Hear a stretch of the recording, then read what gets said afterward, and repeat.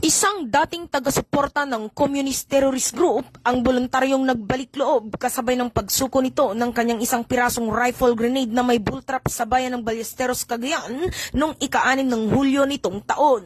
Napadali at naging ligtas ang pagsuko ni Aka Imyong, 61 taong gulang, magsasakat residente ng Ballesteros, Cagayan, sa pagtutulungan ng Composite CTG Tracker Team ng Ballesteros Police Station sa ilalim ng pangangasiwa ni Police Captain Jim I. Palatao, Officer in charge, kasamang mga tauhan ng 2nd Provincial Mobile Force Company Cagayan PPO sa ilalim ng pangangasiwa ni Police Major Jefferson Mukay, Force Commander.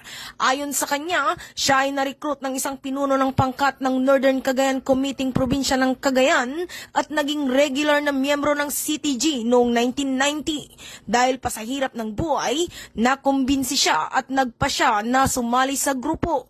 Pagkatapos ng ilang taon ay nagpa siya itong umalis at bumalik sa buhay sibilyan.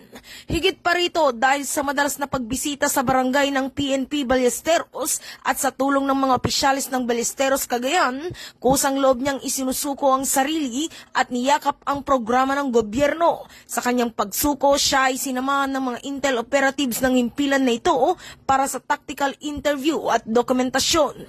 Ang matagumpay na pagsuko ay alinsunod sa programa ng pamahalaan na Retold Community Support Programs at ang EO-70 NTF-LCAC na inorganisa ng pamahalaan upang tumugon at magbigay ng kamalayan sa patuloy na pag-iimagsik ng komunista sa ating bansa.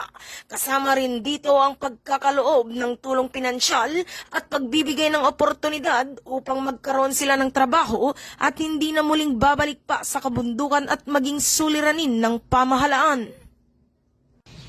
Mula dito sa Lambak ng Cagayan, ako ang inyong Police News Network Correspondent, Patrolwoman Jerilyn Colico, alagad ng batas, taga-taguyod ng Balitang Pulis.